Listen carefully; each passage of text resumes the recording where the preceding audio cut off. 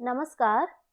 महाकवि भास द्वारा लिखे गए एक बहुत ही सुंदर नाटक स्वप्न वासव दत्तम के परीक्षा उपयोगी महत्वपूर्ण प्रश्नों के ऊपर हम विचार कर रहे थे। कल हमने कुछ प्रश्नों को देखा कि परीक्षाओं में किस प्रकार के प्रश्न पूछे जा रहे हैं। आज हम कुछ अन्य प्रश्नों की ओर देखते हैं।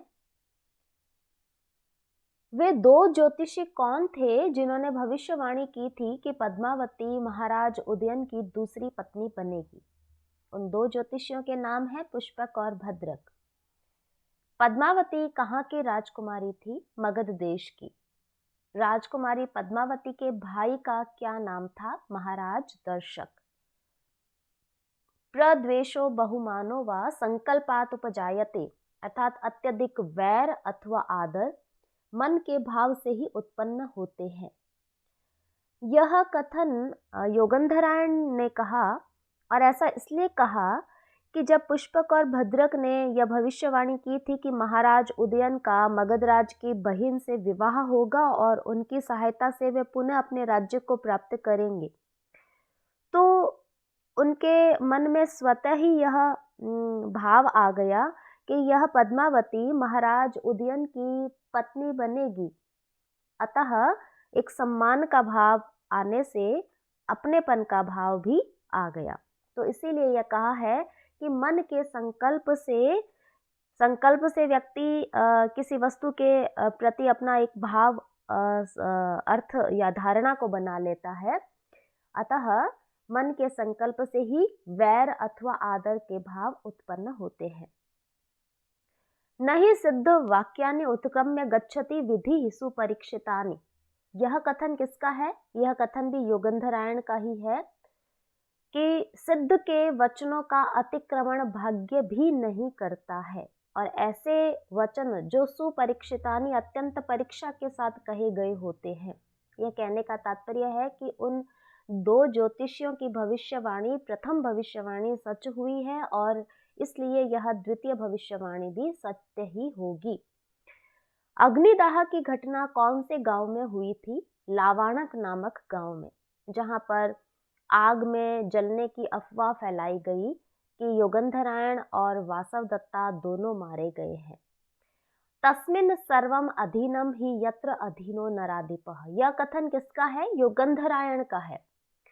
योगंधरायण ने मंत्री रुम्णवान के प्रति यह कथन कहा है कि मंत्री रुम्णवान इतनी अधिक सेवा राजा की कर रहा है और राजा की देखभाल करते हुए शासन को भी संभाल रहा है। अतः तस्मिन सर्वम अधीनम, उसके सब कुछ अधीन हो जाता है जिसके अधीन राजा खुद है। राजा अभी मंत्री रुम्णवान के अधीन है। तात्पर्य यह है कि राजा स्वयं अपना सुध बुध नहीं रख पा रहे हैं, शासन को संभाल नहीं पा रहे हैं, तो मंत्री रुम्णवान सभी कुछ संभाल रहा है, उस पर दोहरी भूमिका है। तपोवन में ब्रह्मचारी कहाँ से आया था? लावाणक नामक ग्राम से ही आया था, और वहीं से उसने वो सारी घटना वहां पर आकर तपोवन में बताई। स्त्री स्वभावस्तु कातरः, यह किसने कहा है? महाराज उदयन ने कहा है। उदयन ने जब यह अपने विदूषक से यह बातचीत कर रहा था, अपने मित्रवत जब रहता है राजा विदूषक के साथ में, तब वासवदत्ता और पद्मावती विषयक चर्चा में उसने विदूषक को यह कथन कहा कि यदि मैं यह कह देता हूँ या इससे पता चल जाता है पद्मावती को कि मुझे अभी तक वासवदत्ता की याद आ रही है, तो स्त्री है वो स्वभाव से अत्यंत कोमल होती है और उसे यह पीड़ा पहुंचाएगा। स्वप्न वासवदत्तम नाटक का नामकरण किस घटना के आधार पर किया गया है? पंचम अंक में एक घटना दिखाई गई है। राजा उदयन द्वारा स्वप्न में वासवदत्ता से वार्तालाप किया जा रहा है। राजा स्वप्न में है किंतु वासवदत्ता जागृत अवस्था में है, और दोनों का जो वार्तालाप है वही इस नाटक के नामकरण का आधार बना है।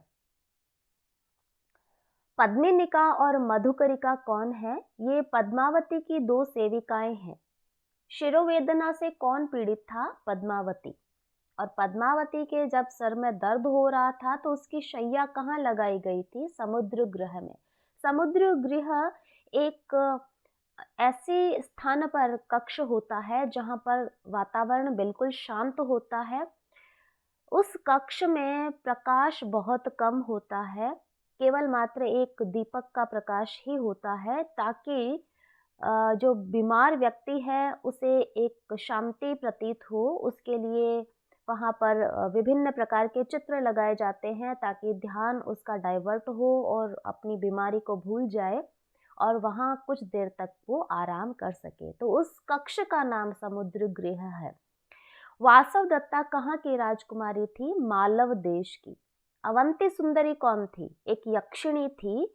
यह चर्चा उस समय आती है जब उदयन अपने स्वप्न की घटना को, कि मैंने वासव दत्ता को देखा है, उससे वार्तालाप किया है, यह जब बात विदूषक को बताता है तो विदूषक कहता है नहीं नहीं, अवश्य ही वह कोई यक्षिणी थी जो रूप बदल करके स्वप्न में आ गई थी।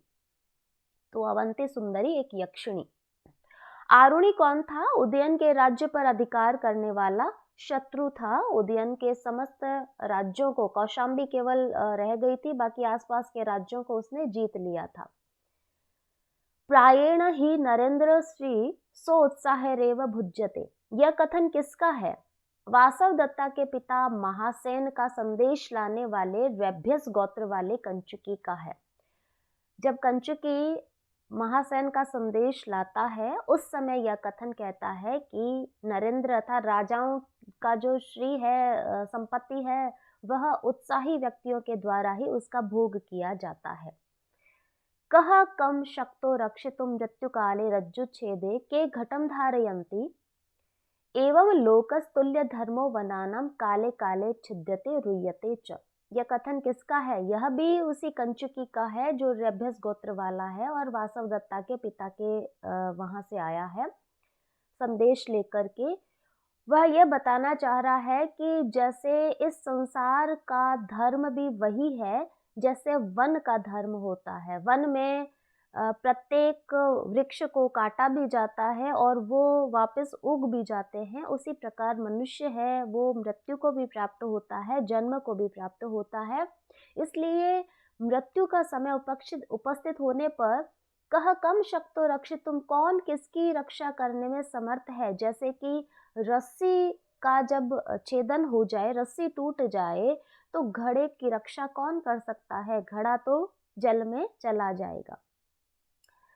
घोषवती की वीणा कहाँ प्राप्त हुई? नर्मदा नदी के किनारे कुशाओं की झाड़ियों में यह प्राप्त हुई थी। वासव दत्ता की धाय महाराज उदयन को देने के लिए क्या लाई थी? वासव दत्ता और उदयन का चित्र लाई थी कि जिस चित्र को बना करके उन्होंने वासव दत्ता और उदयन का विवाह करवा दिया था। नाटक में नेपथ्य का क्या अर्थ होता है? पर्दे के पीछे के स्थान को नेपथ्य कहा जाता है। और सूत्रधार कौन होता है? रंगमंच का प्रबंधक होता है जो नाटक का प्रारंभ करता है, नाटक की प्रस्तावना को जो बताता है। नांदी पाठ किसे कहते हैं? मांगलिक या आशीर्वादात्मक कथन जो होता है उसे नांदी पाठ कहते हैं। नाटक के प्रारंभ में यह पाठ किया जाता है। महाकवि भास ने स्वप्न वासव दत्तम नाटक के मंगलाचरण में किस इष्ट देवता की स्तुति की है? बलराम जी की, जो भगवान श्री कृष्ण के बड़े भाई हैं। स्थापना, आमुख या प्रस्तावना किसे कहते हैं? यदि स्थापना पूछी जाए तो भी एक ही बात है, एक ही वस्तु के तीन नाम हैं। कहीं आमुख के रूप में बताया जाता है, कहीं प्रस्तावना या कहीं स्थापना। तो क्या है ये स्थापना? नाटक के प्रारंभ में जब नाटक की कथा वस्तु स्थापित की जाती है उसे स्थापना कहते हैं। यानी सूत्रधार आकर के आपस में वार्तालाप के द्वारा या किसी अन्य माध्यम से नाटक को प्रारंभ करते हैं, उसे ही स्थापना कहते हैं। गोपालक तथा पालक ये दोनों कौन थे? उज्जैनी के राजा प्रद्योत के पुत्र और वासव दत्ता के भाई थे। वासवदत्ता को पद्मावती के पास धरोहर के रूप में रखने का योगंधरायण ने क्या कारण बताया? पुष्पक, भद्रक आदि ज्योतिषियों ने भविष्यवाणी की थी कि पद्मावती महाराज की रानी बनेगी। उस भविष्यवाणी पर विश्वास करके वासवदत्ता की पवित्रता की साक्षी पद्मावती होगी, यह सोचकर धरोहर के रूप में रखा। कि पुष्पक और भद्रक ने जो की है भविष्यवाणी, एक सच हो गई है तो दूसरी भी अवश्य ही सच होगी।